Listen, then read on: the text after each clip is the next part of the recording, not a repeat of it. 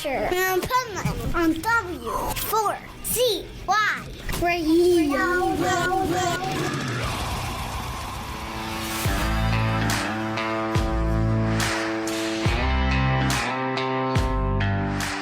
This is the Pipeman here on the Adventures Pipeman W4CY Radio, and I'm here with Steve Wynn, Scott McCoy of the Baseball Project. Nice here at Bourbon and Beyond. We are. Yeah. Are we going to drink some bourbon, have a baseball game? Well, one of us has a bourbon right now, actually, and we will momentarily after this interview be checking baseball scores. So, yeah, pretty much. Nice. One of us is off bourbon because it killed my life. It was awesome. I'm still thinking about it. I might have some before I go today, but right now I'm holding off. There you go. That might be a smart move, especially in this heat. It might not be a great move in this heat. But I got a funny story for you, too. Like, the funniest interview I've ever done in over 3,000 music interviews was this band called Airborne. They're out of Australia. They kind of like AC/DC. And they were at Louder Than Life, which is next week, drinking bourbon before my interview with Fred Minnick, who's the master bourbon guy. And they were so drunk, they announced a Mets baseball game on my interview. Oh, well, cool. We could do that anytime. Yeah. I want to hear it. But can you do the Yankees? Sure. And then I'll have Mets and Yankees. Yeah. Got Aaron Judge stepping up to the plate. Aaron Judge, a shoe-in candidate for the MVP this year. On a bit of a hot streak right now, and hopefully he'll keep that to the end of the year. 3-2 the count, and pitch comes in to slider outside, and he hits it. It's going deep. Looks like it might be. It is. It's a home run to left field. Yankees win 1-0. Nice. I love it. That was okay. So how did this project all begin? You know, what was the brainchild of it? We kind of came up with it together at the same time, but it was at the REM Hall of Fame induction. They had a party before they got in the night before, and we were having a big party. And at the end, we were two of the last people standing, and apparently Steve said, I want to make an album about baseball songs. And I said, I do too. Let's do it together. I completely forgot the next day, but Steve said, so, we got to do that baseball album, right? And I was like, yeah, sure. Yeah. Then right then we started laying plans, and 6 months later we were in the studio recording the first record. We didn't know it was going to be a band or anything like that. Wow. It was just a project just to make a record of It's all a passion baseball project. songs. Yeah, exactly. And then 6 months after that, we were on David Letterman playing our first song. Wow. So it was kind of crazy. Yeah. And now, this September, you're on tour and you're celebrating a 10-year anniversary, right? It's a 10-year anniversary of a record we made. That's kind of a little angle we used for the tour, but actually the band has been a band for 18 years now. Right. And like Scott says, it began, a passion project, a side project, apart from other bands, because we were in bands like the Dream Syndicate, Young Fresh Fellows, and -5, and REM, and that one. And Just a little band. And so this was meant to be a thing we just did for fun. Well, it's almost 20 years now, and we're still doing it. That's the way it kind of happens. But yeah, that's what I meant about the album 10-year. It is kind of how it happens. When you do music just for passion, it always works out that way. Right. I always find that the artists that set out to be rock stars are the ones that never become them, because it's for the wrong reason. Right, yeah. You have to have the passion for the music and play the music for yourself, and then everybody else will love it. We're really good at playing it for ourselves. And I think what you say is actually right, because I think at this point, anybody who's doing this, say over the age of 50, or who's been doing it for a certain amount of time, whether it's a little band or even the Rolling Stones or Bob Dylan, if you're doing it at this point, it's because you love doing it. No. Like, I'm sure those bigger bands, like I just mentioned, are very happy to get a payday, but really, they're out there because we all started because we love music. Right. We all started because this is what our favorite thing to be doing, and in our case, to be doing with our best friends. So why would you not want to do that? And look you mentioned the Rolling Stones. They have no reason to play for a paycheck anymore at all. Yeah. So they just do it because they love it so much, just like Ozzy. I always felt that once he was done musically, that he was done. Right. That was so true. So right? true. He just got it together for that last show, and then it was like, okay, I'm done. Signing off, Yeah. And it was a beautiful way to sign off. Like, it was. Imagine if we all had that opportunity that we could just do everything we wanted right before and say goodbye to everybody we wanted.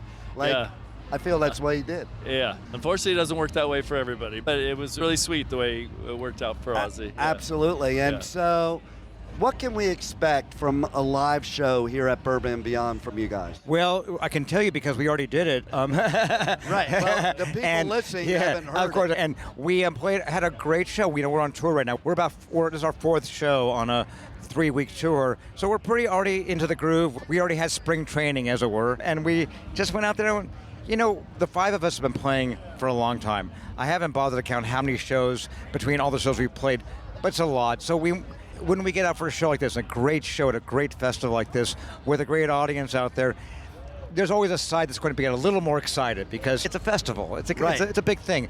But also we just have fun.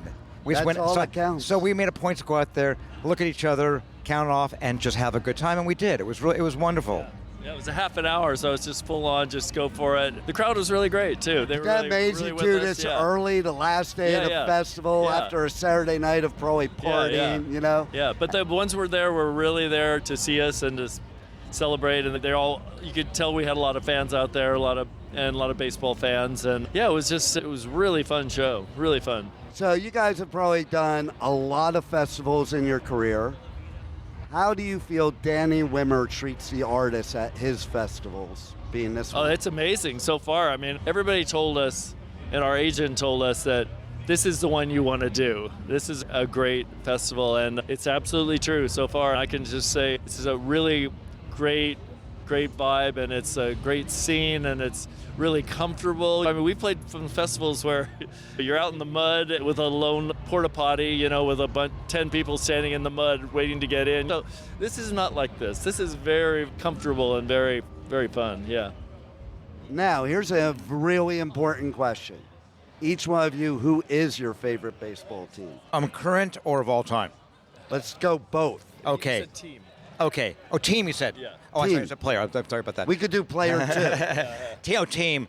Well, I live in New York. I'm a Yankees fan. That's simple. There you go. I love it. And I live in Portland, but I grew up with the Giants, and my San Francisco Giants are my team, followed by the Oakland A's, who are going to be wiped out when they go to Vegas, because I won't go there. Yeah. And I lived in Seattle for 25 years, so I like the Mariners too. But it goes Giants or San Francisco Giants the first. That's why I'm wearing this Pablo Sandoval Nice. panda hat that a fan just gave me the other night at one of our shows. This is really cool, and he signed it too. That's Look at that. That is way cool. Yeah. And, it's funny. My best bro of life, his wife, she's a total Giants fan. Oh, really? And, of course, I'm a Yankee fan, as if you didn't know by requesting you do the Yankees. I was instead of wondering. the Mets, Okay. I didn't ask the other guys to do the Mets. They just did it. Yeah, But so going back to what you thought the question was, who's your favorite Yankee of all time? Oh, favorite Yankee of all time, because, of course, like current, it's hard not to love Aaron Judge. What a great player, and exciting to watch him play every day. Yeah. Of all time, there's so many absolute greats. It's hard to narrow down just one. I'm going to go with Mickey Mantle. Nice. Because he's the kind of player we sing about, somebody who's a colorful character, who, didn't mind having a few bourbons maybe before or after a game, and still managed to be fantastic. We'll be singing about him again in our next record, Baseball After Dark. Oh, I love it. I love it. And you should perform it in that old park right across the street from the original Yankee Stadium, where you don't really go after the Yeah, there's game. a little park there. Yeah, you don't go to that park after the game. right, yeah. Before the game, it's okay. Right, Yeah. yeah. Mine was, because I was a pitcher for 9 years, mine was Catfish Hunter. Oh, Catfish. Great, Amazing, fantastic. yeah. Right? Yeah, And yeah. how many people would actually say that name, and how many people today of younger generations would even know what I'm talking about? That's why I know you would know instantly. He's in one of our songs, you'll be glad to know. Really? Yes. We have a song about all the pitchers who have thrown perfect games. Yeah. So he's one of them. He's also Nice. in the Oakland A's song, because I remember listening to that game when I was a kid on my clock radio in my room when I was supposed to be asleep. Listen to him pitch that perfect game on the radio, and it was so exciting, so exciting. That's just such a great memory for me. Yeah, when I played, I would try to model after him. The coach would try no, don't do it that way, this way. I'm like, no, I'm doing it the Catfish Hunter What was way. your out pitch? You're like, I'm going to get him pitch. Like a Sidearm. sidearm. And that's the one, because I'm a lefty. Like, if I was down the count, I could strike them out if I started going sidearm. And the coaches kept trying to break me because they didn't want me to do sidearm because it's so bad for your arm. But that was my clutch pitch. I could get it over the plate every single time. How'd you do on the radar gun? What's your top speed you got? I don't know. I don't even remember. That's a while ago. Being in the baseball project, we get to do a lot of fun stuff because we've thrown out first pitches. We've all thrown out first pitches of Major League games and, singing the national anthem. We go on the field. We get to have some fun.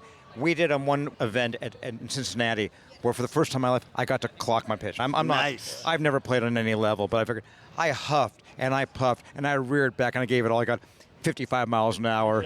Very humbling. And I never I did that too, and my arm was totally shot after the first pitch. I think what mine would be now, like I stopped in high school. My dream was to be a Major League Baseball player, but then, I don't know, you know how it goes. You get to high school and you get some different... We all had that dreams too, but we had to end up being rock stars instead. Yeah, it's tough, right? Yeah. Tough choice. And I use rock stars euphemistically.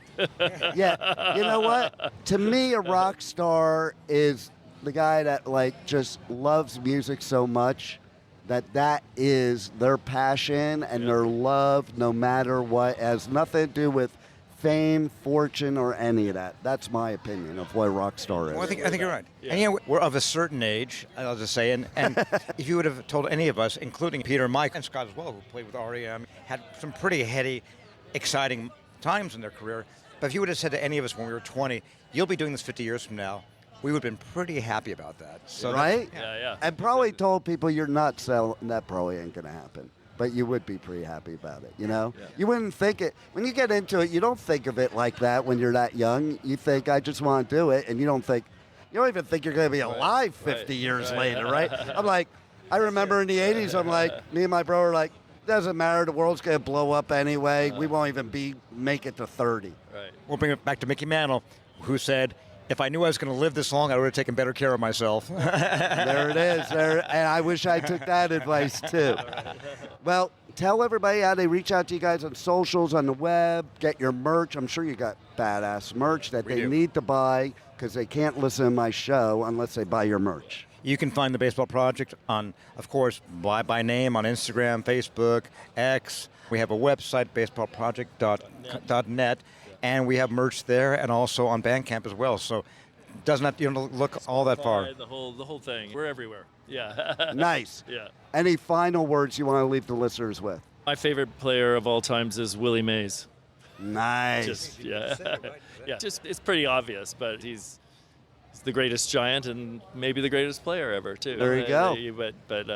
And he was really fun to watch. Do you guys think, since you follow it so much still, that you have the same type of players that we had, those iconic players like Mickey Mantle, Willie Mays, Yogi Berra, who I used to hang out with because I was a VIP second row Blue Line Devils season ticket holder, and he owned part of the Devils. Not many people know that. That's funny. Yeah.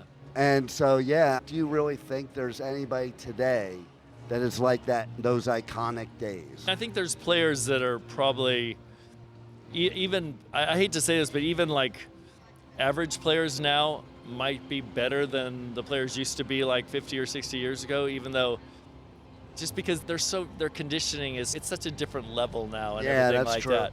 But the thing about the older players that we enjoy is were such personalities and such characters, and you get a lot less of that these days. You get occasional interesting people. They're the reason baseball's the American pastime. That's what I think. It's like it's so hard to get to that level now where you can't mess around. You can't be a fuck up, or you're just not gonna get to stay. So it's a whole different thing. It's a whole different quality of players. Capability, they may be head and shoulders above the greats from the 20s. Who knows? Yeah. Although Babe Ruth could probably still hit 50 home runs if he was around today. There you go. But I don't know. But I don't know. What do you think? I will say I think there are more great, really young players right now than any time I can remember. And some of them are pretty fun. So I think the NBA had its big comeback when you started having players who are really exciting and charismatic. Hopefully baseball will take a lesson from that and let players be a little wild and a little interesting. There it is. I like Ellie De La Cruz, and I know it's close to here, so that's an exciting player to watch. Oh, yeah. Well, you guys rock. Yeah. And thanks for being here at Bourbon Beyond, and thanks for being on the Adventures of Pipeman. Thanks a lot for having me. Thank you. Thank you for listening to the Adventures of Pipeman on W4CY Radio.